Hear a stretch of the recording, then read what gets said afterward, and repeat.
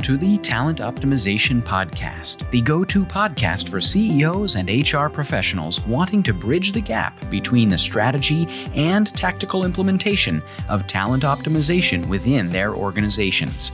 Through interviews, predictive index, and personal experience, your host, Tracy Shirk, helps you discover the facets of talent optimization from both a CEO and HR perspective to truly create the dream team for your organization. Are you ready? Let's get started. Orientation has so much to do with clear, concise communication for the new hires coming in and the managers that we're working with. So welcome back to another episode of Talent Optimization with Tracy Shirk. Today, we're chatting a little bit more about orientation and how we orientate and onboard individuals into our organizations. And I'm thrilled to have Tess Heissner here with us today. And Tessa comes to us from Baker Manufacturing in Evansville, Wisconsin. Tess has been with Baker for about 3 years as a Human Resources Generalist. So what we so love about these conversations is we get all different perspectives of, hey, what does it take to really ensure that we've integrated our business strategy into the business results with the day-to-day HR. So Tessa, welcome. Hi, it's great to be here. Yeah, so excited to have you. So do you want to share with us just a little bit about the challenges of orientation and kind of some of the key things you've done to ensure that individuals coming into Baker have an amazing experience? Yeah, it's like you said, I've been here for 3 years. My background originally didn't start in HR, so it was kind of nice to pull from some different things that I personally saw being in the medical field than versus coming into human resources. But I actually, before this podcast, I went ahead and I looked up just to refresh myself on the definition of orientation, and it was defined as a direction of something. So to me, it reminds me that we want our new hires to be headed in that right direction. We want to start them off on the right path to set them up for success through that onboarding and orientation process. So that kind of gave me a good refresh. So to me, I kind of went through and picked out 3 key topics that I feel like are really important throughout the onboarding and orientation process. Kind of the first one you mentioned, I believe that clear and concise communication, not only with that orientee or new hire, but also with the supervisor, keeping them both in the loop, level playing field, so they know step by step what's going on. And that begins right away. So even when I'm bringing in someone in to do the interview process, I'm telling them right away what our steps are. So that's going to be doing the interview, having a tour, making sure they have all their questions answered. The next step would then be, if we choose to pursue them, setting them up for a physical drug screen, and then even what continues on after that, because I want them to know what to expect in order so they know what's going on. You mentioned a tour, and one of the things that we've been talking about so much over the last couple of weeks is how do we ensure that individuals know the culture of the organization that they're stepping into? So with that clear, concise communication, how do you utilize that tour to ensure that they're knowing what working for Baker looks and feels like? Yeah, so great question. I guess to me, one of the most important things I always remember throughout school, as well as some of the different seminars and podcasts I've seen, is don't sugarcoat it. So at Baker, we don't. We're letting you know right off the bat, especially for different positions that we have available. If it's specifically in our foundry, it's going to be a lot of manual work. You're going to get dirty. It's going to be hot. It's going to be sweaty. We want to tell you that all right away, because if you're not okay with that, then unfortunately that position is just probably not the best fit for you. And again, it's like we want to set each individual up for success.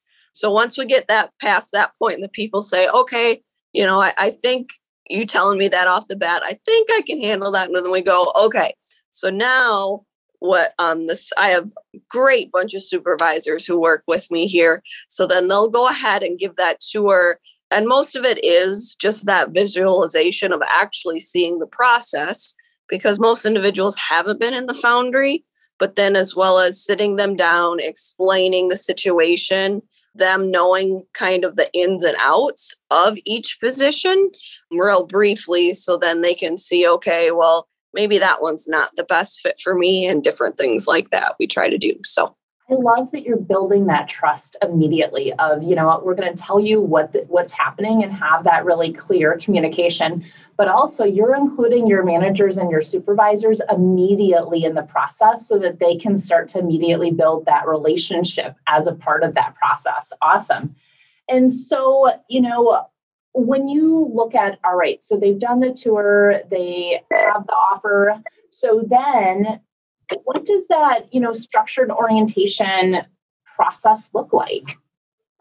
So what I try to do, just because as of HR, we try to all stay very organized in our crazy field sometimes. So actually what was created was we specifically have what's called our onboarding checklist. And it may seem pretty basic, but it's such a good reminder to not leave any step out. So basically, we go through those first couple of steps like we talked about, and we just basically have check boxes of, okay, did we do this? Yes or no? Did we offer them a position? Yes or no? Different things like that. Because again, even if someone doesn't get a position, we want to make sure to get back to them right away, either by sending them a letter, giving them a phone call, just so we always try to create the positiveness of, getting back to someone, not letting them wait too long type of a thing. We want to make sure everything is still a positive experience for them. And some of the things too, I try to do throughout communication with the supervisors too. I try to keep them very closely in the loop so they know what's going on also. And this includes frequent emails, even providing them with different charts and updates that I weekly do so they know what's going on, because you can never have too much communication in the HR. So absolutely. So what are some of those key things that are on that structured orientation kind of checklist? So it's, all right, they got the offer letter on this date, they took the tour on this date. Like, what are some of those other things that are on the checklist? Yeah, most definitely. So after we get past those first couple of steps, like you mentioned, we go through that physical and drug screen. I like to let them know right off the bat that it does take a little bit of time to get our results back and different things just through our screenings, so they know not to be waiting by the phone. Also goes through and talks about after all that happens, we get them started. Again, it goes back to clear-cut information. So we have a specific orientation packet that we give everyone that's coming into the door who's starting on their first day here. So then they go through the very basics. The first hour or two is with me, just going over that fun paperwork of personal information and different things like that. But then again, we try to make sure to start small. To me, especially with a lot of orientations, I know personally when I've started new jobs, it's not my favorite couple of days because I feel like I am so overwhelmed. So we really try to start small. We have the first couple of days are even shortened purposely for the fact of, okay, we know it's overwhelming. It's just going to be, you're doing good if you know where the bathroom is, you know where the lunchroom is, you know your supervisor's name, type of a thing. So. Yeah. I love that, of shortening those first couple of days to ensure that we're not overwhelming or kind of killing our new hires by orientation and paperwork, right? Yes. Absolutely. That is fantastic. I love that you're doing that and walking through that. And, so that point of not overloading the new hires. So how do you support those new hires within their first month, their first 6 months, their first year? Well, I'm glad you bring that up because honestly, I feel like that's something that I personally need to work on in HR. I get bogged down with some different things. So actually, one of my goals for this year is trying to get more orientee feedback, because I know, to me, I am checking with in with them that first week. But then I feel like if they don't have any specific questions or come talk to me, in that sense, I'm losing touch with them until, the next couple of months where I'm doing a benefits meeting. So I feel like I really need to work on bridging that gap again, so those new hires can see that support, be able to come speak with me, feel comfortable, as well as, again, they're able and comfortable to come speak with their supervisor. So that's actually one of my goals to develop, is even just adding that to our orientation process of checking in with someone just to make sure, hey, you doing okay? Anything we can personally improve or work on? Because then again, that not only benefits that employee, but I mean, those employees have some great ideas that I know we've implemented in the past. So that's fantastic. And I love kind of how you talked about the check-ins with that new hire. In one of our previous episodes, Kristen Peterson talked about orientation buddies and, having that be somebody else that's, been around for a little bit, or maybe not even a year, but they just went through orientation. They know what it is, that they're kind of that great employee that can kind of help take them by the hand and just make sure that they feel comfortable and are welcomed to the organization. So I love kind of those check-in pieces and gathering that feedback. So one of the questions that we get so often is, what is really HR's role? What's the employee's role? What's the manager or supervisor's role? And then what is the executive's role? So that, hey, there's clear delineation between who owns what. Oh, yeah, most definitely. That's great questions. Well, I guess let's take the first, break it down. So HR's role, I would say, is definitely going to be to provide that welcoming hand in that sense, not only with the supervisor, but HR is really that first person I feel like that new hire connects with. So again, just making them feel at ease, making them feel comfortable. Again, not doing the overload of information, but really being that welcoming hand in that sense, to know if they have any questions that they are able to reach out. And then speaking of the supervisor, I feel like their role is similar, but yet different. Again, stressing on the communication, being that helping hand with that employee, knowing that they are going to be overwhelmed that first couple of days, as well as providing patience and feedback to that individual in a kind way, I think is very important. I remember they used to call it like the sandwich or Oreo effect, building that first compliment, saying, hey, you know what? You've been here every day this week. We know it's been hard. We just really want to commend you for being here. That middle part of saying, you're doing a great job. Maybe here's one thing to work on for next week. But then again, making that other piece of saying, but again, we just want to let you know we're so happy you're here. You're doing a good job. So again, being able to provide feedback, but also doing that positive way.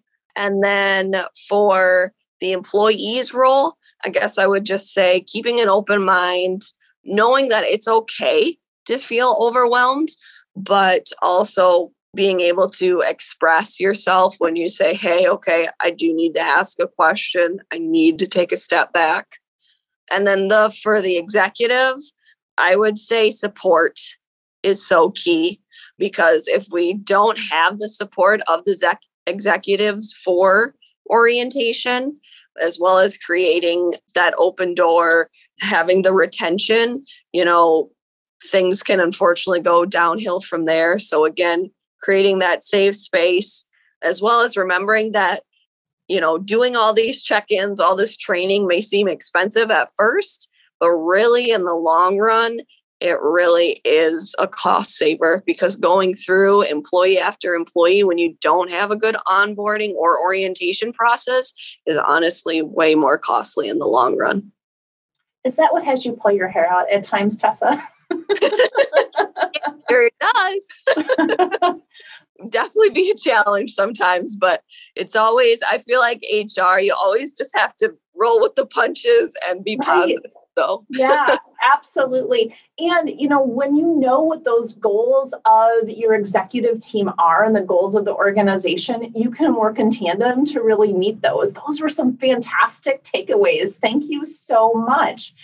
So where can my listeners find you and find Baker if they're curious? So for me, I am on LinkedIn. So if you ever go ahead and look me up, I will always welcome to accept friend requests and answer any questions. Also, for Baker Manufacturing, we have our main website, which is www.bakermfg.com, where they can go to reach out. We have a very specific employment page.